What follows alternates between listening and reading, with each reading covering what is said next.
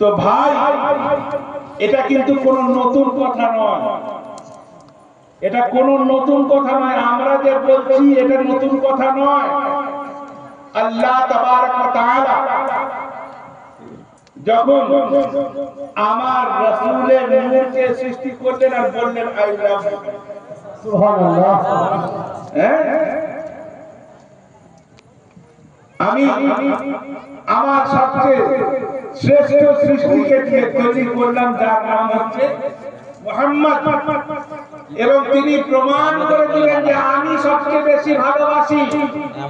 কারণ সবার ভালোবাসা যেখানে শেষ হয়ে যায়, আল্লাহ তাবারক ওয়া তাআলার ভালোবাসা সেখান থেকে উদার হয়ে যায়, সেখান থেকে শুরু হয়ে যায়।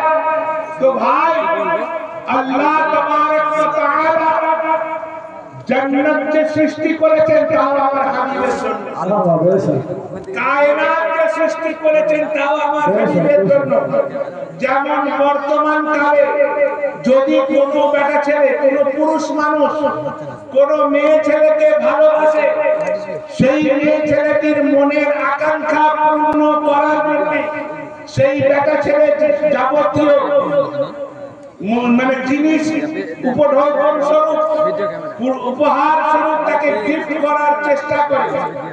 যেমন মেয়ে যদি বলে বর্তমানে যে আমাকে একটা আইফোন কিনে দিতে হবে, তো সেই ছেলেটা নিজের কিডনি বিক্রি করেও আইফোন কিনে দেয়। এরকম হয়েছে, এরকম আমাদের ভারতবর্ষে হয়েছে।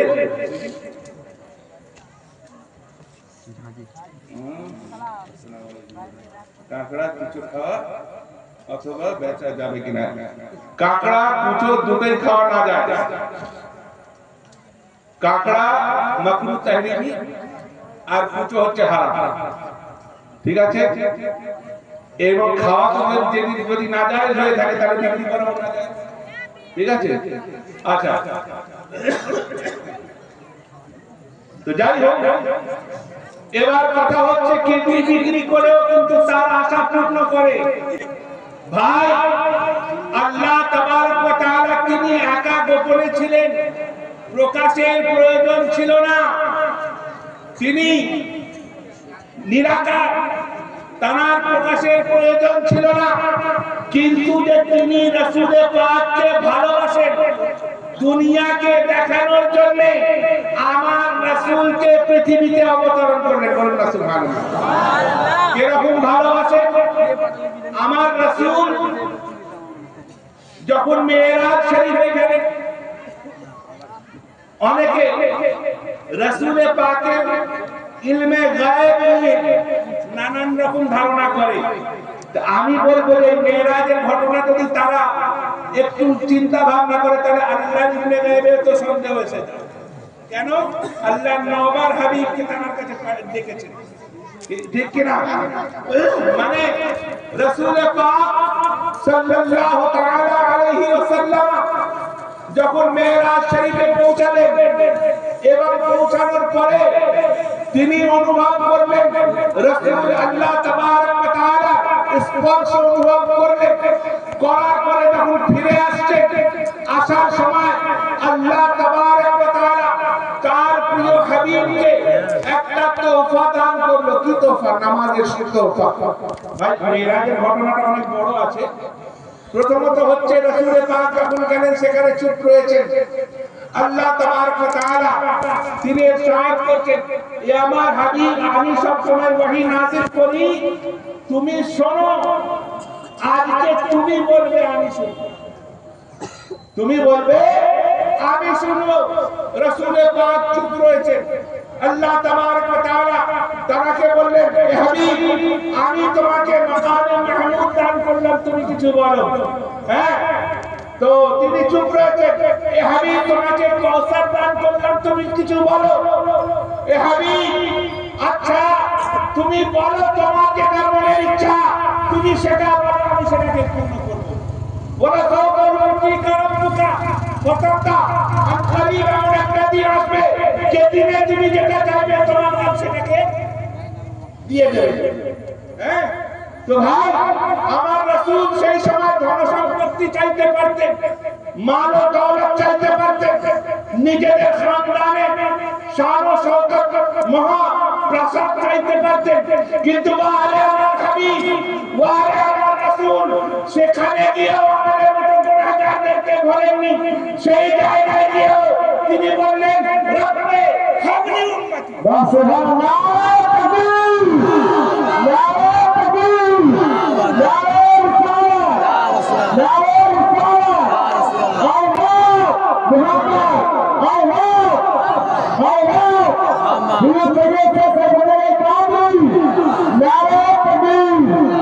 তো ভাই, এই রব্বে হাবলি উম্মতির অনেকে তর্জমা করে যে আল্লাহ আমার উম্মতের গুনাহ মাফ করে দাও। জি, কিন্তু এটা তর্জমা নয়। এর তর্জমা হচ্ছে আল্লাহ তুমি আমার উম্মতকে আমার দায়িত্ব দাও, আমাকে হেফাজত করে দাও। জি, ঠিক বলছি কিনা? জি, এটাই তর্জমা। তো অনেক ওলামায়ে কেরামরা বলেন যে আমার উম্মতের গুনাহকে মাফ করে দাও, কিন্তু এর তর্জমা হচ্ছে এ আল্লাহ আমার উম্মতকে আমার দায়িত্ব দিয়ে দাও। ভাই, আমি অনেক খাদ্য খাবার নিয়ে এসেছে, একজন নিয়ে এসে বিতরণ করতে চাইছে। আমি বললাম ভাই এটা আমার দায়িত্ব দিয়ে দে। তার মানে কি আমি যাকে চাইবো তাকে দেব, আমি যাকে চাইবো যে আমার পছন্দের লোক আমি তাকে সেই জিনিসটা দান করব। তো ভাই, আল্লাহ তাবারক ওয়া তাআলা উম্মতের দায়িত্ব নিজের কাছে নিয়ে নিলেন। কেন? তিনি যাকে পছন্দ করবেন তাকে জান্নাত দান করবেন, তাকে জান্নাত দান করবেন। অর্থাৎ কি সব টুপিওয়ালা জান্নাতে যাবে না, সব দাড়িওয়ালা জান্নাতে যাবে না, সব নামাজি জান্নাতে যাবে না, সব রোজাদার জান্নাতে যাবে না, সব হজ করনেওয়ালা জান্নাতে যাবে না। যদি জান্নাতে যায় আহলে বাইতের মুহাব্বত করবে, সুবহানাল্লাহ সুবহানাল্লাহ। যদি জান্নাতে যায় সাহাবায়ে কেরামের মুহাব্বত করনেওয়ালা যাবে। আবারও কিছু লোক আছে সাহাবায়ে কেরামকে তো মুহাব্বত করবে, আহলে বাইতকে করবে না, তারাও জান্নাতে যাবে না। আবার কিছু লোক আছে আহলে বাইতকে তো মুহাব্বত করবে, সাহাবায়ে কেরামের তাওহীন করবে, তারাও জান্নাতে যাবে না। কারণ রাসূল পাক আহলে বাইতকে যেমন হৃদয়ে রেখেছেন সাহাবায়ে কেরামদের জন্য নিজেদের অন্তরে রেখেছেন। বেশ বেশ, সুবহানাল্লাহ। আসহাবী কে নুজুম বিআইহিম ইহতিদাইতুম ইহতিদাইতুম। আমার সাহাবারা হলো নক্ষত্র সমতুল্য, যারা ইহতিদা করলো হিদায়াত প্রাপ্ত হলো। আজিজানে গ্রামে 50 ওয়াক্তের নামাজ পেয়েছেন, আনন্দে আত্মহারা হয়ে গিয়েছেন।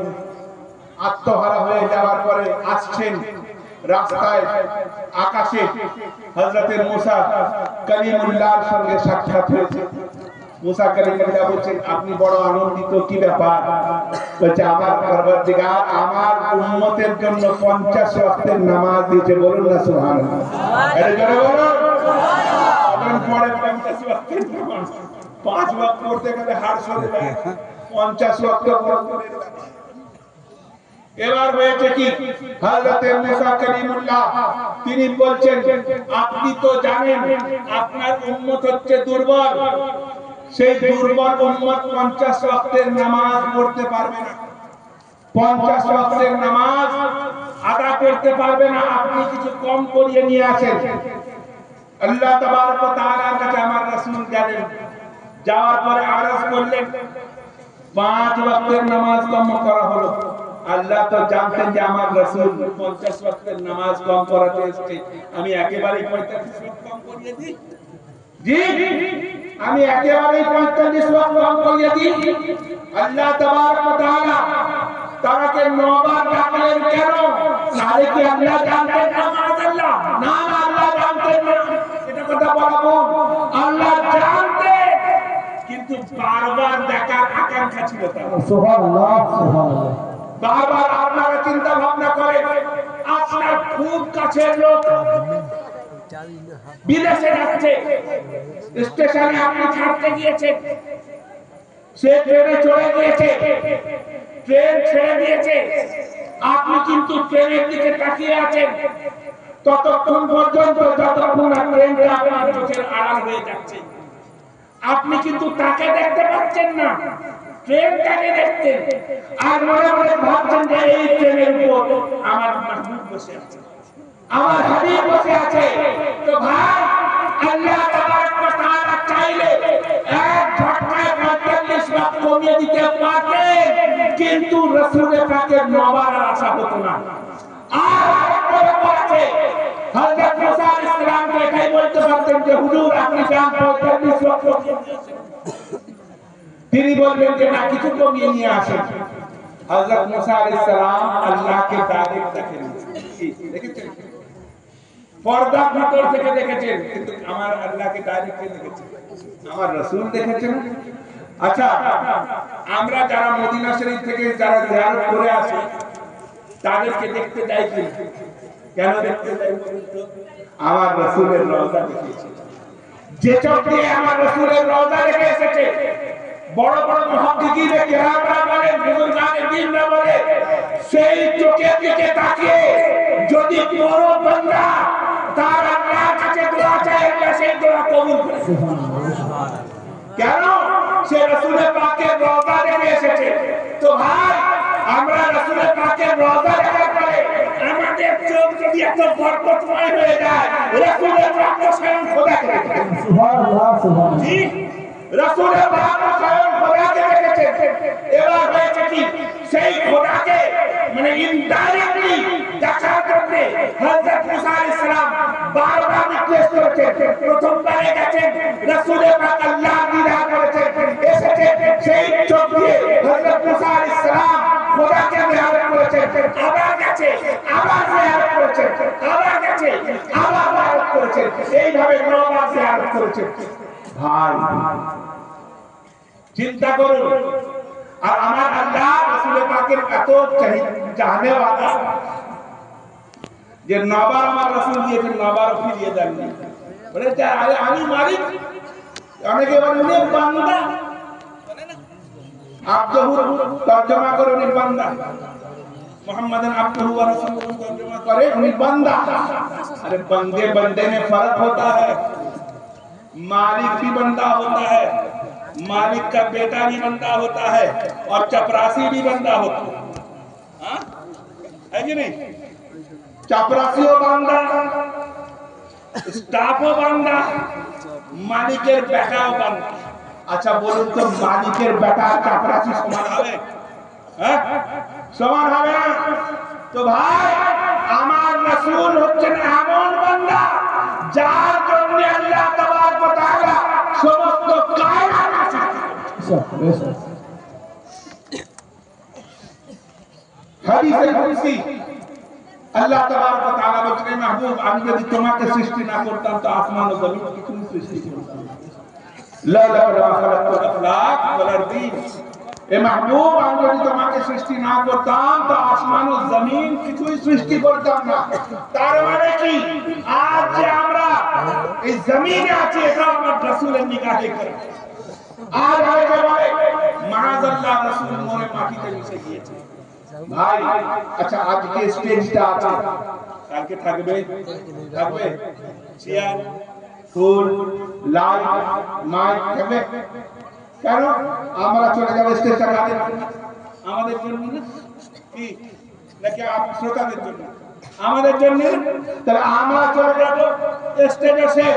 তো ভাই আসমান শেষ হয়ে গিয়েছে, আরে হ্যাঁ বলবেন তো, শেষ হয়ে গিয়েছে, আর চাঁদ তারা শেষ হয়ে গিয়েছে, সূর্য শেষ হয়ে গিয়েছে, জমিন শেষ হয়ে গিয়েছে, কায়নাত শেষ হয়ে গিয়েছে।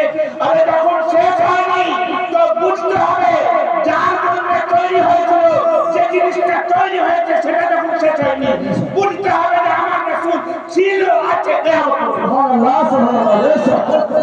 নারে তাকবীর, নারে তাকবীর, নারে হায়দারি, নারে হায়দারি, নারে তাহলে বলছে দেখেন, তাহলে দেখা যায় যদি আছে তাহলে দেখা যায় না। আচ্ছা ভাই, হাওয়া দেখতে পান? আছে তো, আছে না? আচ্ছা জিন্নাত আছে না? সবাই দেখতে পায়, যাদের চোখ আছে, যাদেরকে দেখা দেয় তারা দেখতে পায়, তাই না? আচ্ছা জিন্নাতের মর্যাদা বেশি না আমার রাসূলের? তো ভাই তারা দেখতে পায়, এবার আসুন কারা দেখতে পায়। আরে শুনবেন তো নাকি? হ্যাঁ, কারা দেখতে পায়? এবার আসুন ইমামে ইশক মোহাব্বত इमाम अहमद रजा खान, जिससे डरते हैं हर वहाबी शैतान, जो ना माने वो नादान,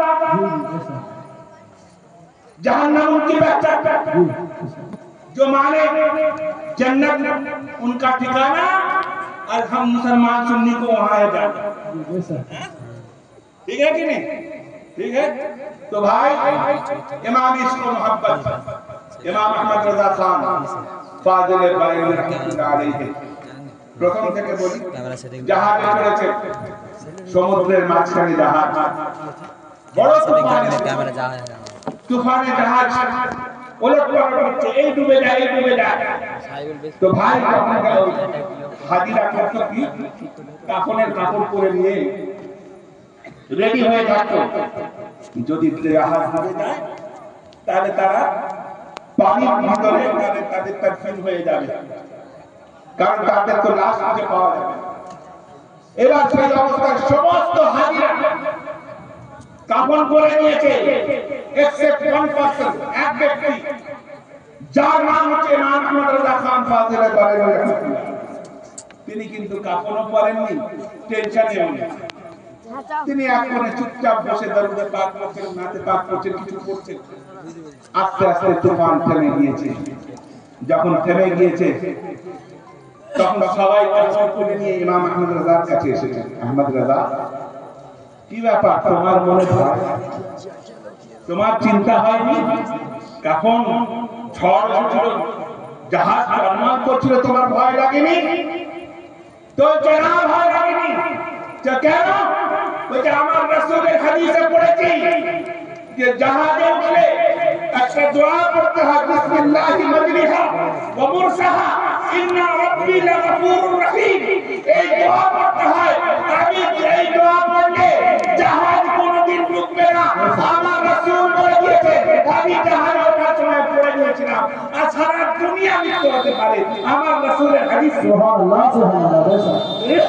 সেই জন্য আমি না কাপড় পরে আমার ভয় লাগছে। আল্লাহু আকবার। মদিনা মক্কা শরীফে গিয়েছেন, হজ করেছেন। এবার হজ করার পরে এবার ওখান থেকে মদিনা শরীফ, তো কাবা শরীফের সামনে দাঁড়িয়ে বলছেন, হাজিও আও শহরशाह का रोजा दे, हाजियो आओ शहरशाह का रोजा देखो, और काबा को देख चुके, काबे का देखो। सुभान अल्लाह।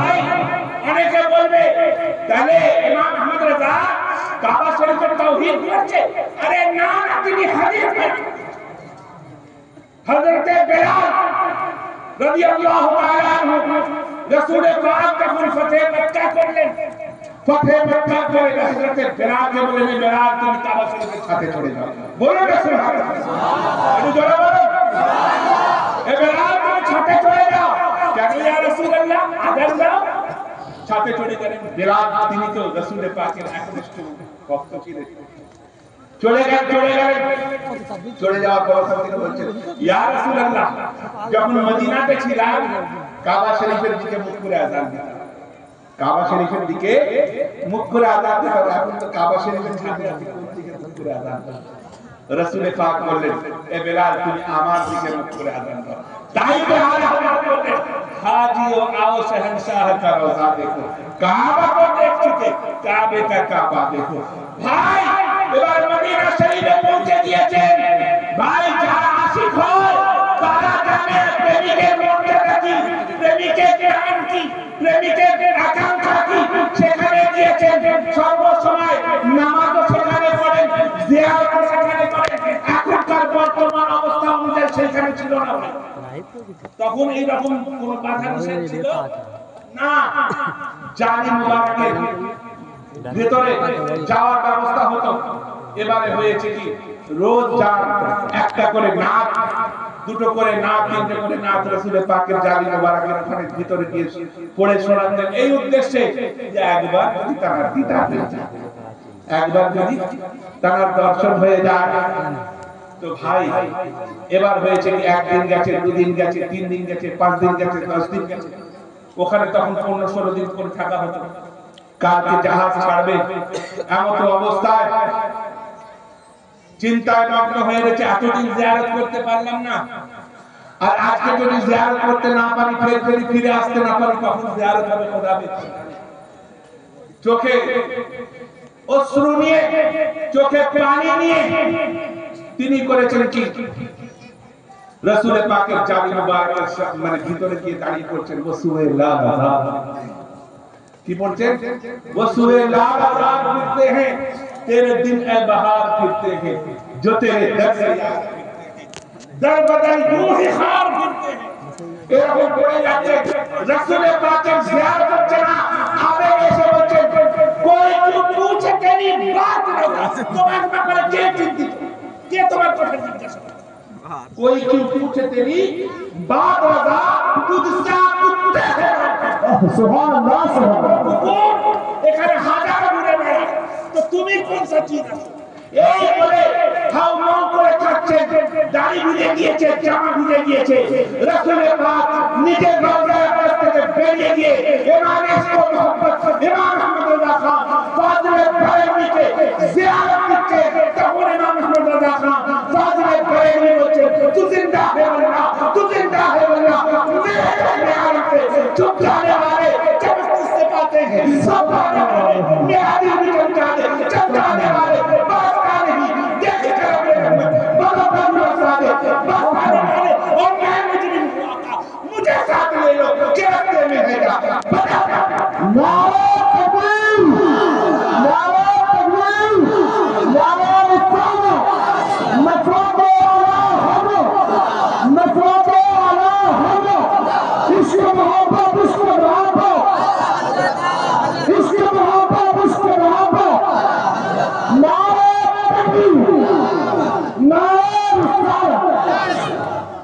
ये যেমন একটা ইশকের ব্যাপার, আর একটা ইশক শুনুন আপনারা, আমরা শেরে জামি করেছি, ইনি হয়তো পড়া নাকি কাফিয়া পড়া, শেরে জামি আমরা পড়েছি, আবার আমি কিন্তু শেরে জামি পড়িনি, আমি মোল্লা জামি পড়েছি। আসল আমাদের আসাহাবাতুস সুন্নিয়াতে যখন আমি তাফাসসুর করতাম, তো নওহের মধ্যে মোল্লা জামি ছিল, আর বাকি হাদিসে বাকি কিতাব, আর আদাবের মধ্যে আল আদাবুল মুফরাদ পড়ানো, আর আজহারুল আরব, আজহারুল আরব। তো এবার তার লেখকের নাম হচ্ছে আব্দুর রহমান জামি। এই আব্দুর রহমান জামি, দেখেন আশিকদের কত রকম ক্যাটাগরি, কত রকম ক্যাটাগরি।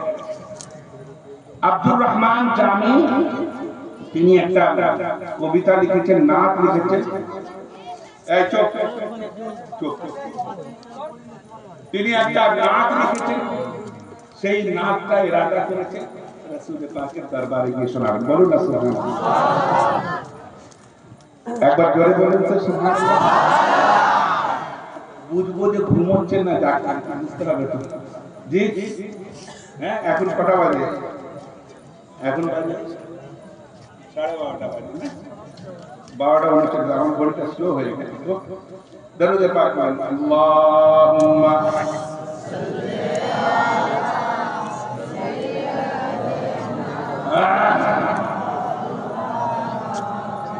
ওয়া আলা আলিহি।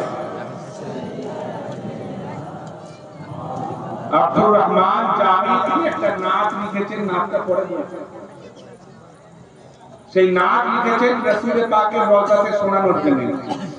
যেমন মানুষ আশিককে চায়, আবার কিছু আশিকের কর্মকাণ্ডের জন্য তার আশিক তার থেকে একটু গোপন থাকতে পছন্দ করে। কেন বলুন তো? সে এমন কিছু করবে তাদের দুজনের মধ্যে যে ভালোবাসা সারা দুনিয়া জেনে যায়, সেই জন্য তার কিছু আশিক নিজেকে গোপন রাখে। তো এই নাত পড়বে তিনি যারা হজ করতে গিয়েছেন, সানিয়াতুল বেদা বলে একটা জায়গা আছে, আমরা পড়ি তলার বদর আলাইহি মিন সানিয়াতিল ওয়াদা, এই সানিয়াতুল ওয়াদা সেই জায়গা যেখান থেকে আমার রাসূল প্রবেশ করেছিলেন মদিনা শরীফে।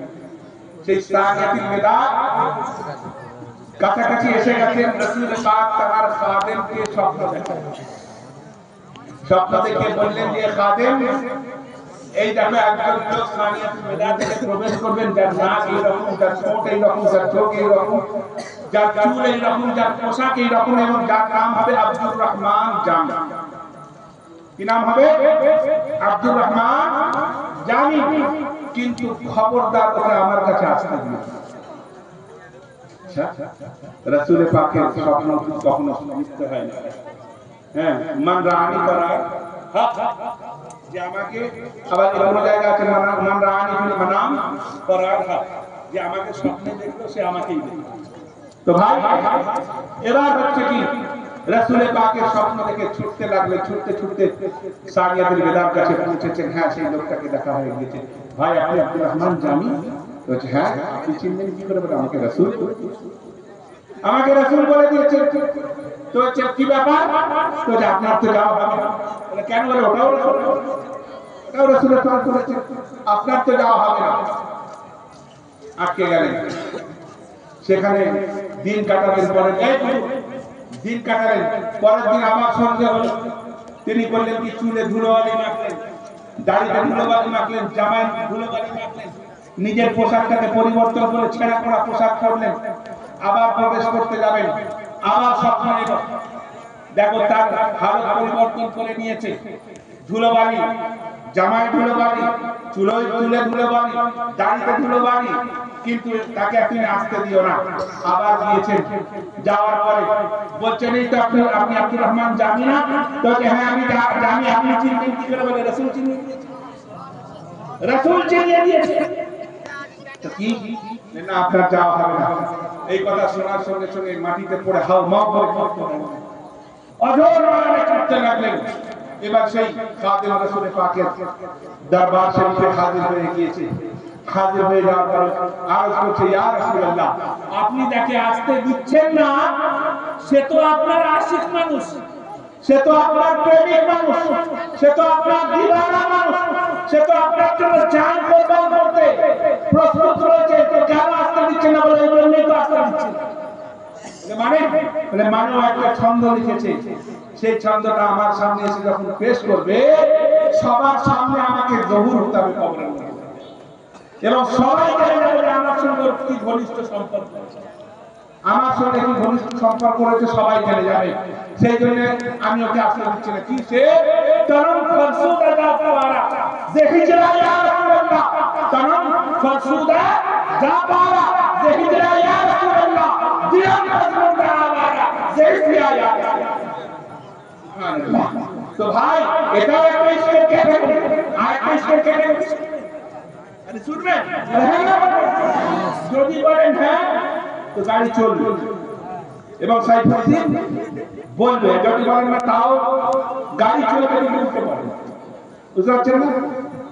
স্টেজ থেকে। হ্যাঁ, তো ভাই মিশরের এক ব্যক্তি,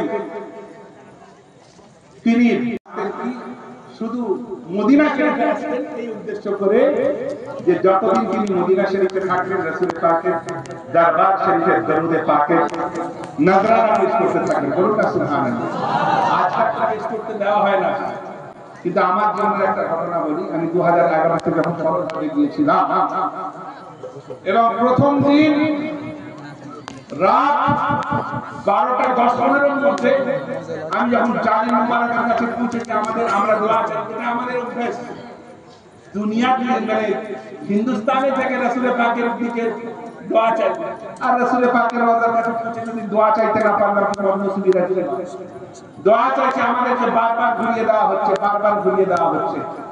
লাস্টে কাঁদতে কাঁদতে যখন বাইরে বেরিয়ে এসেছি, হাসান রাজা বলে একজন পাকিস্তানের বড় শায়ের ছিলেন, বত্তি বত্তি ফুল ফুল ইয়া রাসূল তিনি গিয়েছিলেন। তার সঙ্গে আমার সাক্ষাৎ হয়ে গেল। আমি কাঁদছি, ওনাকে আমি চিনতে পেরেছি। উনি আমাকে, আমি ওনাকে সালাম দিলাম, উনি আমার সালাম দিয়ে উত্তর দিয়ে বলছেন আপনি কাঁদছেন। তাহলে দেখেন, আমি ওনাকে বললাম দেখেন এখানে এসে যদি রাসূলের পাকের জান মোবারকের ঠিকমতো জিয়ারত করতে না পারি তাহলে এর চেয়ে বড় বদনসিবি কি হয়। উনি বললেন যে রাত 1টার সময় দুটো দরজা খোলা হয়, একটা হচ্ছে বাবে বেলাল আর একটা হচ্ছে বাবে আলী। এই দুটো দরজা খোলা হয় যেটা একদম সোজা রিয়াদুল জান্নাতে গিয়ে এবং রিয়াদুল জান্নাত তখন এরকম নুসুক ছিল না, যে তখন যেমন করতে যেত, মানে দুটো টাইম খোলা থাকতো, ফজরের সময় আর আসরের সময়। আমি জানতাম না ওই দুটো টাইমে জিয়ারত করা যেত এবং ওইদিকে দাঁড়িয়ে বা বসে যেমন করে জিয়ারত করে কেউ আটকাবে না। তো ভাই এবার আমি ওইখানে প্রত্যেকদিন আমার নসিব খুলে গিয়েছিল, আমি সেইখানে গিয়ে প্রত্যেকদিন জিয়ারত করতে পারতাম। তো ভাই এবার সেই মিশরী রোজ প্রত্যেকদিন যতদিন মদিনা শরীফে থাকতো প্রত্যেকদিন দাঁড়িয়ে জিয়ারত করতো এবং হাউ হাউ করে থাকতো। এক বদ্দু শেখ, বদ্দু মানে হচ্ছে দেহাতি শেখ, একদম লম্বা চওড়া, সে দেখতো তার মনের মধ্যে একটা জ্বলন শুরু হয়ে গেল। আজকাল দেখবেন এই আছে একজন লাল লাল সুন্নিদেরকে দেখলেই তার মনের মধ্যে জ্বলন শুরু হয়ে যায়। হ্যাঁ, তো ভাই জ্বলন শুরু হয়ে গিয়েছে। সে তখন একটা চক্রান্ত করলো। কি চক্রান্ত? সেই মিশরি লোকটার কাছে গিয়ে বললো, আপনি তো রোজ প্রত্যেক বছর আসেন, আমি দেখি, আর আপনি এসে হাউ মাউ করে কান্না করেন, আমার মনে হয় আপনি খুব আশিক লোক, রাসূলের পাককে খুব ভালোবাসেন। বলে ভাই আমি খুব ভালোবাসি, আমার যদি ব্যবসা বাণিজ্য সংসার যদি না থাকতো তো আমি এখানেই পড়ে থাকতাম, আমি অন্য কোথাও যেতাম না, এখানেই পড়ে থাকতাম। এমন অবস্থা সেই বাদ্দু বলছে, ঠিক আছে আজকে রাত্রের খাবার কিন্তু আমার বাড়িতে, আজকে রাত্রের খাবার আমার বাড়িতে। তো যে বাড়ি কোথায় ঠিকানা বলে দিলেন। এবার রাত্রি সন্ধ্যেবেলা গেছে, যাওয়ার পর দেখছে যে দরজার সামনে দুটো মোটা তাজা লম্বা চড়া লোক দাঁড়িয়ে রয়েছে। তাদেরকে জিজ্ঞাসা করেছে যে অমকের বাড়ি এটাই তো? বলে হ্যাঁ। তখন সেই দুটো লোক বললো, ভিতরে হাত না বললো যে হুজুর সেই লোকটা এসে গিয়েছে। যখন বললাম তখন সেই বাধ্য করেছে একটা বড় ছুরি নিয়েছে, ছুরি নিয়ে এসে সেই মোটা তাজা যে হাবশিরা ছিল তাদেরকে বললো যে ওকে পটকাও ধরে। ওকে যখন পটকাও বলেছে তো ওরা তো শক্তিশালী, ইনি দুর্বল, পটকে দিয়েছে। তা একজন মাথা চেপে ধরেছে, দুই হাত চেপে ধরেছে, একজন পা চেপে ধরে তার বুকের উপর বসে গিয়েছে, মানে কোমরের উপর বসে গিয়েছে। এবার সেই বাধ্য করেছে কি ছুরিটা নিয়ে তার বুকের উপর বসে গিয়েছে, বসে গিয়ে তার জিভটা টেনে ধরেছে, টেনে ধরে বলছে এই জিভ দিয়ে তুই সবসময় রাসূলের উপর দরুদ পড়িস, আজকে তোর এই জিভটাই কেটে দেবো, দেখবো তুই কি করে দরুদ পড়তে পারিস, তুই কি করে দরুদ পড়তে পারিস। বলে জিভটা কেটে নিয়েছে, কেটে নিয়ে বলে যাও আমাকে ছেড়ে দাও, ও কি করে রাসূলের দরুদ পড়ে দেখে নেবো। এবার ওই জিভ থেকে গলগল করে রক্ত বেরোচ্ছে। ওই রক্ত পড়া অবস্থায় রাসূলের পাকের জান মোবারকের কাছে পৌঁছেছে, রওজা মোবারকের কাছে পৌঁছেছে। মাওলা আমি তো এসেছিলাম তোমার মেহমান হয়ে, তুমি আমার মেজবান, কেমন মেজবানি করলে যে আমার জিভটা কাটা গেল। এই বলতে বলতে বেহুশ হয়ে গিয়েছে। সঙ্গে সঙ্গে স্বপ্ন দেখতে রাসূলের পাক এসেছেন, হযরত আবু বকর সিদ্দিক এসেছেন, হযরত উমর ফারুক এসেছেন, ওসমান গনি এসেছেন, আমার আলী মুর্তজা এসেছেন। আসার পরে রাসূলের পাক ওনাদের দিকে ইশারা করে বলছে, জানো আমার সাহাবীরা এই যে লোকটা আছে এ আমার বড় আশিক ছিল, এই জিভটা কেটে দিয়েছে, আসো আমরা এর মুখের মধ্যে জিভটাকে দিয়ে দিই। সঙ্গে সঙ্গে মুখটা খোলা হলো, রাসূলের পাক নিজের জবাবে জাহান মুবারক তার মুখের মধ্যে দিয়েছেন। দেওয়ার পরে তারা সবাই গায়েব হয়ে গিয়েছে। এবারে হোশ উঠে গিয়েছে। হোশ করার পরে দেখছে যে রক্তও নেই, জ্বালাও নেই, যন্ত্রণাও নেই, জিভটা যেমন ছিল আবার তেমন হয়ে গিয়েছে। জিভটা যেমন ছিল তেমন হয়ে গিয়েছে। এবার হয়েছে কি, আর রাসূলের পাকের প্রতি বেড়ে গিয়েছে। প্রত্যেক বছর আর বেশি বেশি সময় নিয়ে আসে। একদিন হয়েছে কি, আরেকটা লোক এসে বলছে, আপনি সেই মিশরের লোকটা না? তো বলছে হ্যাঁ। তো বলছে ভাই কিছু মনে করবেন না, আমার বাড়িতে আপনার দাওয়াত রইল আজকে রাত্রেবেলা, আমার বাড়িতে আমার আপনার দাওয়াত রইল। আমি চিন্তা করলাম কি ব্যাপার, একবার তো জিভ কাটা গেছে, এবার কি কাটা যাবে। যাই কাটা যাক না কেন, জোড়ার তো লোক এখানে রয়েছে, যাই কাটা যাক না কেন জোড়ার তো লোক রয়েছে। সঙ্গে সঙ্গে বলে ঠিক আছে আমি কবুল করলাম। এবার রাত্রিবেলা যখন যাচ্ছে তো দেখছে সেই বাড়ি, যে বাড়ি সামনে জিপ কাটা হয়েছিল সেই বাড়ি, কিন্তু সেই মোটা তাজা লোক নেই, সেই পাহাড় নেই, সেই শক্তিশালী লোকগুলো নেই। দরজার সামনে সেই লোকটা দাঁড়িয়ে রয়েছে, সেই ছেলেটা দাঁড়িয়ে রয়েছে। ও খুব আদর যত্ন করে ভিতরে প্রবেশ করালেন। প্রবেশ করানোর পরে সুন্দর সুন্দর খাদ্য খাবার দিলেন, ভালো ভালো খাদ্য খাবার, মাংস ফল থেকে নিয়ে ভালো ভালো অনেক কিছু দিলেন। দেওয়ার পরে খাওয়া দাওয়া হয়ে গিয়েছে। হওয়ার পর যখন বেরিয়ে আসছেন তো তখন সেই লোকটা বলছে, সেই জওয়ানটা বলছে, ভাই একটা কাজ করতে। তো বলছে কি কাজ? তো বলছে একজনের জন্য একটু দোয়া করতে হবে। তো হচ্ছে কার জন্য? তো বলছে আমার বাপের, আমার বাপের জন্য একটু দোয়া করতে হবে। তো হচ্ছে বাপের জন্য দোয়া করতে হবে? হ্যাঁ বাপের জন্য দোয়া করতে হবে। তো কোথায় তোমার বাপ? চলো। তো গিয়ে দেখে একটা বাঁদর তার গলায় চেন বেঁধে দড়ি দিয়ে বাঁধা রয়েছে। হ্যাঁ, একটা বাঁদর চেন দিয়ে গলায় চেন লাগিয়ে তাকে দড়ি দিয়ে বাঁধা রয়েছে, বলছে এর জন্য দোয়া করতে হবে। তো তখন সেই মিস্ত্রি লোকটা বলেছে, আরে ভাই তুমি কি আমাকে পাগল মনে করো? একটা বানরের জন্য দোয়া করতে হবে? বলে না, বানর নয়। যেদিন আপনার জিভ কেটে গিয়েছিল এবং স্বপ্নে যখন রাসূল পাক আপনার জিভ মোবারককে আপনার জিভকে জুড়ে দেয়, সেই সময় তারা আযাবে লিপ্ত হয়ে এই লোক বানরে পরিণত হয়ে গিয়েছে। এবার হয়েছে কি, দোয়া চাইতে হবে। দোয়া চেয়েছে, যখন ফিরে এসেছে দোয়া চাওয়া শেষ হয়ে গিয়েছে, লোকটা বানর থেকে মানুষ রূপী হয়ে সঙ্গে সঙ্গে ইন্তেকাল করে দিয়েছে। ভাই আমার উস্তাদুল মুহতারাম ইমাম মানে উস্তাদুল মুহতারাম আল্লামা আশরাফুল হক রাহমাতুল্লাহ তাআলা আলাইহি, আলহামদুলিল্লাহ আমি তার কাছে বুখারী শরীফ পড়েছি। হ্যাঁ, আর তার বুখারী শরীফ পড়ানোর সিস্টেমটাই আলাদা ছিল। এরকম পড়াতেন জানেন? রাসূলের বাদ থেকে অমুক অমুক অমুক অমুক সাহাবী শুনলেন, তার থেকে অমুক অমুক অমুক অমুক শুনলো, তার থেকে অমুক অমুক অমুক অমুক শুনলো। এরকম করতে করতে করতে করতে তার থেকে আমি শুনলাম, এবং আমার থেকে তোমরা শুনবে। এইভাবে রাবিয়ানদের নাম বয়ান করতে 200-250-300 রাবিদের নাম বয়ান করে হয়তো 1 লাখের একটা হাদিস বয়ান করতে। এত জাহির মানুষ ছিল। তার একটা কিতাব রয়েছে জালজালা এবং জেরো জাবার। তো জেরো জাবার তো সত্যি জেরো জাবার, ওয়াহাবিদের একদম জেরো জাবার করেছে। तो भाई তিনি লিখছে, तुम जिसे रूठो वो बरगश्त है दुनिया हो, तुम जिसे रूठो वो बरगश्त है दुनिया हो जाए, और तुम जिसे चाहो वो खतरा हो तो दरिया।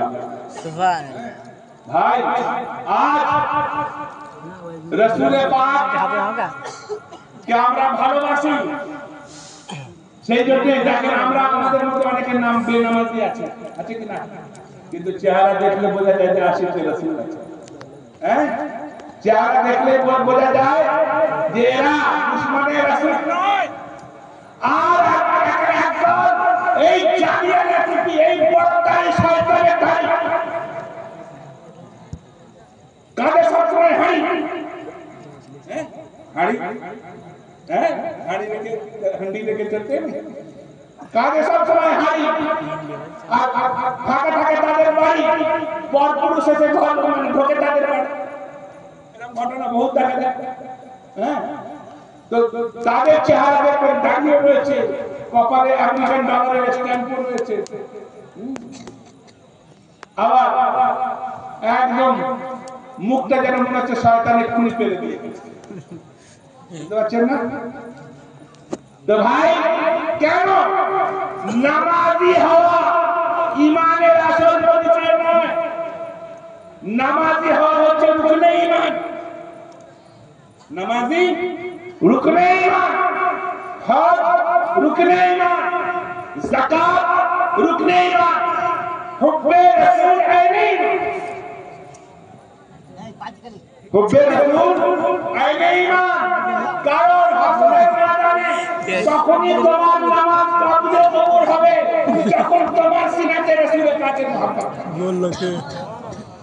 হ্যাঁ, না হলে এমন হবে একজন নামাজের বদৌলতে, রোজার বদৌলতে, ইবাদতের বদৌলতে আল্লাহ তাকে জান্নাত দেবে। পরে জিজ্ঞাসা করবে, এ বান্দা তোমাকে কেন জান্নাত দেওয়া হলো? তো আমি নামাজ পড়তাম তাই জান্নাত দেওয়া হলো। তো বলছে আমার রহমত যে কোনো প্রয়োজন ছিল না, বলছে না আপনি যদি আমি যদি নামাজ না পড়তাম আপনি রহমত করতেন তো দেখে জাহান্নামে দিয়ে। কিন্তু ভাই একজন বান্দা বেনামাজি তার এক ওয়াক্তের নামাজ নেই। বুখারী শরীফের হাদিস বলছে, ভাই এখানে মাওলানা সাহেব রয়েছে, বুখারী শরীফের হাদিস বলছে বেনামাজি জাহান্নামে থেকে তার শরীর কালো ছাই হয়ে যাবে। রাসূল পাক আল্লাহকে ফরিয়াদ করবে, মাওলা আমি ওই লোকটাকে জান্নাতে পাঠাতে চাই, ওই লোকটাকে জান্নাতে পাঠাতে চাই। আল্লাহ তাবারক ওয়া তাআলা ফেরেশতাদেরকে বলবে, ফেরেশতারা যাও ওই লোকটাকে বের করে দিয়েছে, আমার হাবিব তাকে জান্নাতে পাঠাবে। নিয়ে এসেছে শরীর পুরো কালো হয়ে গিয়েছে জাহান্নামের আগুনে। তো বলবে এই অবস্থায় যদি একে জান্নাতে নিয়ে যায় তো জান্নাতীরা ভয় পেয়ে যাবে। কওসারের পানি দিয়ে গোসল করানোর পর জান্নাতে যখন নিয়ে যাবে, জান্নাতের দরওয়ান দরজা খুলবে, জান্নাতের ভিতরে ডান্ডা রাখার পর জান্নাতের দরওয়ানকে জিজ্ঞাসা করবে, এই জান্নাতের দরওয়ান আমার জন্য কতটুকু জান্নাত বরাদ্দ করা হয়েছে?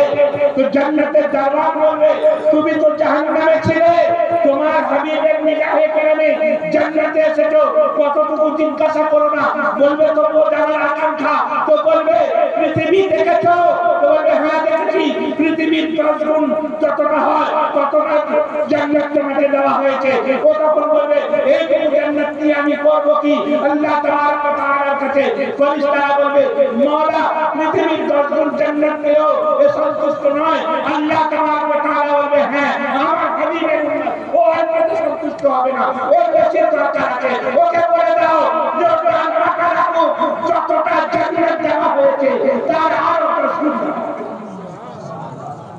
যতটা জান্নাত দেওয়া হয়েছে 10 পৃথিবীর 10 গুণ, তাকে আরো 10 গুণ দেওয়া, তাহলে পৃথিবীর 100 গুণ। আমরা পৃথিবীর 1 গুণও দেখতে পেয়েছি, তাহলে 10 গুণ, আবার সেটাকে 10 দিয়ে দিই, তাহলে চিন্তা করেন কেন? এই জন্যই যে রাসূলের পাকের নিগাহে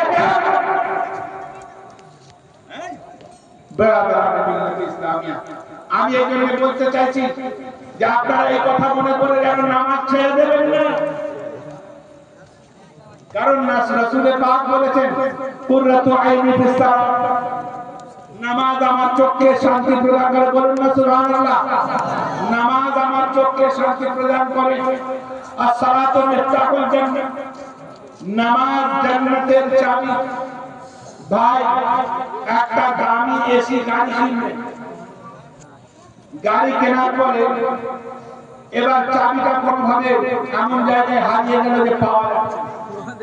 আচ্ছা বলুন তো, দুনিয়াতে তো নকল চাবি পাওয়া যায়, কিন্তু হাসরের ময়দানে আর নকল চাবি পাওয়া যাবে কি? ওখানে একটাই চাবি, একটাই চাবি। তো ভাই গাড়িতে যদি চাবিটা হারিয়ে যায় সেই গাড়িতে চড়তে পারবেন? আরে হ্যাঁ বলবেন তো, চড়তে পারবেন? বাড়ি তৈরি করলেন সুন্দর অট্টালিকা, সেখানে রুম মানে প্রত্যেকটা রুমে এসি লাগালেন, আবার প্রত্যেকটা রুমে দারুণ দারুণ সোফা দিলেন, প্রত্যেকটা রুমে কার্পেট বিছালেন, দারুণ দারুণ গদিয়ালা বেড লাগালেন। তারপরে বাড়িতে আপনি মিস্ত্রিদেরকে বললেন এইসব করে চাবিটা লাগিয়ে আমাকে দিও। রাস্তায় আস্তে আস্তে মিস্ত্রি চাবিটা মাস্টারকে হারিয়ে ফেলে। মাস্টারকে মানে যে চাবি দিয়ে খোলা যাবে আর অন্য চাবি দিয়ে সেটা খোলা যাবে না, হারিয়ে ফেললো। এসি আপনাদের জন্য, আপনার জন্য কি এসি আপনার জন্য, তারপরে মখমলি গদি আপনার জন্য, তারপরে সেন্টার এসি আপনার জন্য, সেই আরাম আয়েশ আপনার জন্য। কিন্তু মজার বিষয় আপনি পেলেন না, কেন? চাবি হারিয়ে গেল। তো ভাই জান্নাতের প্রত্যেকটা জিনিস মুমিনের জন্য, আরে হ্যাঁ বলেন তো, মুমিনের জন্য। আর মুমিনের সেই জান্নাতকে খুলতে হবে আমাদের চাবি করেছে। নামাজের চাবি দিয়ে খুললে জান্নাতের ঘর আপনার, জান্নাতের মাওলা আপনার, জান্নাতের হুর আপনার, জান্নাতের মেহমান আপনার। আর প্রত্যেক সপ্তাহে একদিন আল্লাহর দিদার। কিন্তু যদি চাবি বুঝতে পেরেছেন না? তাহলে চাবি দরকার আছে কিনা? আরে হ্যাঁ না বলবেন তো, চাবি দরকার আছে কিনা? হ্যাঁ, তাহলে চাবি দরকার। চাবিটা কোথায় পাওয়া যায়? চাবিটা কোথায় পাওয়া যায়? চায়ের দোকানে। হ্যাঁ, কোথায় পাওয়া যায়? মসজিদে। আমরা তো চায়ের দোকানে ওই কি করি জানেন? চায়ের দোকানে, চায়ের দোকানে ওই চায়ের চায়ে ওই সিনেমাটা। আরে হ্যাঁ বলবেন তো? হ্যাঁ, এই বড় আবার কোন একটুখানি আর খেলা করে কাজা দেখতে লাগে ভালো, কিন্তু শয়তানের দান খেজাব করা মাওলানা সাহেব আছে। আচ্ছা, এনার বয়স খুব জোর হলে 45 বছর, 47, এখন তো খেজাব করা যেতে পারে। করেছেন? আরে হ্যাঁ বলবেন তো? করেছেন? 70 বছরের জন্য খেজাব করে ঘুরে বেড়াচ্ছে। হ্যাঁ, আর বলছে খেজাব ওটা কোনো ব্যাপার নেই। খেজাব করা হচ্ছে হারাম। হারাম। যে খেজাব করবে জেনে শুনে তার পিছনে নামাজ পড়া যায়। বুঝতে পেরেছেন না? এসে বলছে এই এই চ্যানেলটা চালাবে। তাহলে বুঝতে পারছেন আমরা কোথায় রয়েছে? আমরা কথা বলছি না, চালা ভাই চলে যাই, নামাজের তো রাত হয়ে গেল, আমরা মসজিদে যাই না। জামাতের সময় নাযান হচ্ছে, সাউন্ডটাকে আস্তে করে, ঠিক বলছি কিনা? সাউন্ডটাকে আস্তে করে দেওয়া। আচ্ছা, কানের গোনা থেকে বলেছিলাম, চোখের গোনাটা কোথায় গেল? কি গো, ঠিক বলছি কিনা? কানের গোনা থেকে বাঁচলাম, চোখের কোনা কোথায় গেল? আচ্ছা, চোখের কোনাতে দেখলাম সেই জিনিসটা বুকে অন্তরে বসলো, অন্তরেও তো গোনা হলো নাকি? সেই গোনাটা কোথায়? আজিজানে গ্রামে একটা জিনিস জানবেন যে আমাদেরকে মরতে হবে। আরে হ্যাঁ বলবেন তো? মরতে হবে না? আরে হ্যাঁ মরতে হবে তো, মরতে হবে না? তাহলে যদি মরতে হয় তাহলে মরণের পরে যে কর্মগুলো আছে, মরণের আগে সেই কর্মগুলো করতে হবে, যে কর্ম মরণের পরে ফায়দা। আচ্ছা, কবরে কটা প্রশ্ন হবে বলুন? আরে বলবেন তো? কটা প্রশ্ন হবে? 3টে না? কি কি প্রশ্ন হবে? মান রাব্বুকা, তোমার রব কে? আচ্ছা, এই মান রাব্বুকা যে প্রশ্ন, এই প্রশ্ন কি শুধু মুমিনদের জন্য হবে? কি মনে হয় সবার জন্য হবে না? হিন্দু, বৌদ্ধ, খ্রিস্টান, জাহান্নামী, জান্নাতি, বেদী, যে আগুনে পুড়ে গেছে, যে যাকে বাঘ খেয়ে নিয়েছে, যাকে মাছ গিলে খেয়েছে, যে পুড়ে ছাই হয়ে গেছে, সবাই মান রাব্বুকা। যে আল্লাহ বিশ্বাসী, যে আল্লাহকে রব মানে, সেই জামাত হচ্ছে 4টে কিতাব মানে। তাওরাত যারা মানে তারা আল্লাহকে মানে, জাবুর যারা মানে তারা আল্লাহকে মানে, ইনজিল যারা মানে তারা আল্লাহকে মানে, আর কোরআন যারা মানে তারা তো আল্লাহকে মানে। তো এই 4 জামাতের লোকেরা বলবে রব্বি আল্লাহ, আমাদের প্রভু হচ্ছে আল্লাহ। তারপরে প্রশ্ন হবে মা দীনুকা, তোমাদের ধর্ম কি? তো ইহুদিরা বলবে আমাদের ধর্ম হচ্ছে ইহুদি ধর্ম, নাসরানীরা বলবে আমাদের ধর্ম হচ্ছে নাসরানী ধর্ম, মাজুসিরা বলবে আমাদের ধর্ম হচ্ছে মাজুসি ধর্ম, মুসলমানরা বলবে আমাদের ধর্ম হচ্ছে ইসলাম ধর্ম। তো ভাই, এই 4 মানে কিতাব মানने वालों মধ্যে 3 কিতাব মানने वाला বাদ রয়ে গেল, 1 কিতাব মানने वाला। সেই কিতাবের নাম কি? আরে বলবেন তো? কোরআন। এবার কোরআন মানने वालोদেরকে একটা প্রশ্ন করা হবে। একজন নুরানি চেহারাওয়ালা, একজন তাজাল্লিওয়ালা, একজন সারাপা নূর কে হাজির করা হবে। হাজির করার পরে জিজ্ঞাসা করা হবে মা কুনতা তাকুলু ফি শানে হাযা রাজুল। আবার কোন জায়গায় আছে মা কুনতা তাকুলু ফি হাক্কি হাযা রাজুল। দেখেন এখানে মাওলানা সাহেব বসে আছে, মা কুনতা তাকুলু তুমি কি বলতে, তাই না? इनका कहते थे তুমি কি বলতে এই লোকটির সম্বন্ধে অর্থাৎ তোমার ধারণা কি ছিল এবার আসে ওয়াহাবিরা বলবে আমাদের কেউ বলবে ইলমে গায়ব জানে না কেউ বলবে রাসূল পাক নিজের পিছনের খবর জানে না কেউ বলবে রাসূল পাক নূরের তৈরি কেউ বলবে রাসূল পাকের মাজালা মুখে দুর্গন্ধ ছিল আবে তোর কাযাব বিন ইউসুফ বলা হবে কাযাব ইবনে কাযাব সে বলছে রাসূল পাকের মুখে নাকি দুর্গন্ধ ছিল তাই জিবরাইল আমিন এসে বলতো যে আপনি দাঁতন ব্যবহার করেন কত বড় চম্পা হ্যাঁ অথচ সাহাবী মেয়ের বিবাহ হবে সেই সাহাবী আদর কেনার ক্ষমতা নেই রাসূল পাকের রওজা দরবার শরীফে গিয়েছে যাওয়ার পর বলছেন ইয়া রাসূলুল্লাহ আমার মেয়ের বিবাহ আমার আদর কেনার ক্ষমতা নেই আমার আদর কেনার ক্ষমতা নেই তো রাসূল পাক তো বলতেন যে আমার কাছে কেন এসেছো ভাই আল্লাহর কাছে চাও তাহলে আমি পয়সা দিচ্ছি কিনে নাও হ্যাঁ রাসূল পাক বললেন যাও একটা শিশু নিয়ে এসো শিশু নিয়ে আসলো রাসূল পাকের পেশাব মোবারক এর ঘাম সেই শিশির মধ্যে দেওয়া হলো তিনি নিয়ে গিয়ে নিজের মেয়েকে বলেন মেখে নাও বলে কি বলে আমার রাসূলের মাথার পেশানির ঘাম করতে এত সুন্দর খুশবু হতে লাগলো ইহুদি নারীরা জিজ্ঞাসা করলো খুশবু পেয়েছে কোত্থেকে বলছে আমার আব্বা নিয়ে এসেছে আব্বা পেয়েছে কোত্থেকে বলে রাসূলের কাছ থেকে নিয়েছে রাসূল কোত্থেকে পেয়েছেন বলে ওনার মাথার পেশানির ঘাম তো আলা হযরত চিৎকার আল্লাহ जो मिल जाए मेरे को तो पसीना मांगे ना कोई